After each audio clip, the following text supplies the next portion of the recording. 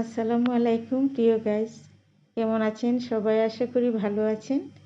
আমিও আপনাদের দোয়ায় এবং ভালোবাসায় ভালো আছি। গত 4 তারিখে আমার বান্ধবীর মেয়ের বিয়ে খেতে গিয়েছিলাম। ছোট আকারে 2-1টি ভিডিও আপনাদের সাথে শেয়ার করেছি, কিন্তু বিয়ের পুরো বিষয়টি এখনো পর্যন্ত আমার শেয়ার করা হয়নি। আমি ভিডিও করেছি, কিন্তু একটু এডিটিংয়ের বিষয় বাকি ছিল, যেটা করতে আমার একটু দেরি হলো। আমার পারিবারিক বিভিন্ন সমস্যার কারণে একটু ব্যস্ত ছিলাম। তো বিয়ে খেলাম আমি, কিন্তু বিয়ের আনন্দটা তো সবার সাথে ভাগ করা যায়, তাই না? কি বলেন আপনারা? তাই ভাবলাম একটু সবার সাথে শেয়ার করি। বিয়েতে গেলাম, কি করলাম, তা একটু শেয়ার করার জন্যে আমি ভিডিও করে নিয়েছিলাম ছোট ছোট কিছু।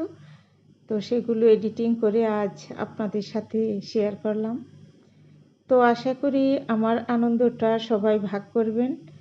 সবার সাথে ভাগ করে নিতে আমার ভালো লাগে বিধায় আমি শেয়ার করলাম এই ভিডিওটি।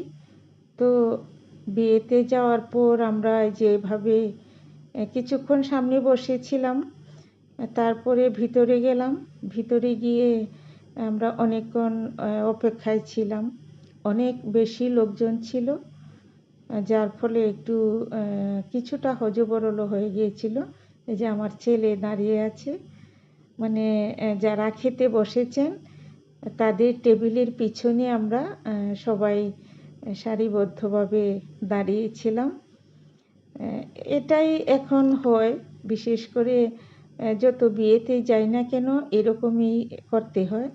এভাবে দাঁড়িয়ে থেকে সিট, মানে চেয়ার টেবিল দখল করে নিতে হয়।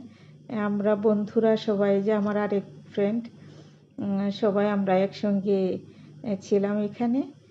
তো দাঁড়িয়ে আছি, টেবিল যখন খালি হবে তখন আমাদেরকে দেয়া হবে।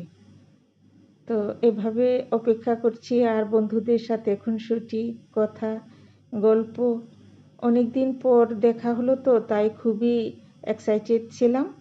তো অবশেষে আমরা টেবিল পেয়ে গেছি। এই টেবিলে আমরা সবাই বসছি, সব বন্ধুরা একসাথে বসে। তারপরে আমরা এখানে খাওয়া দাওয়া শেষ করলাম। তো খাওয়া শেষে আমরা আবার একটু কথাবার্তা বলে কুশল বিনিময় করে সবাই বাড়ির উদ্দেশ্যে রওনা দিলাম। তো আমরা এখন চলে আসছি। সবাইকে অসংখ্য অসংখ্য ধন্যবাদ আমার সাথে থাকার জন্য।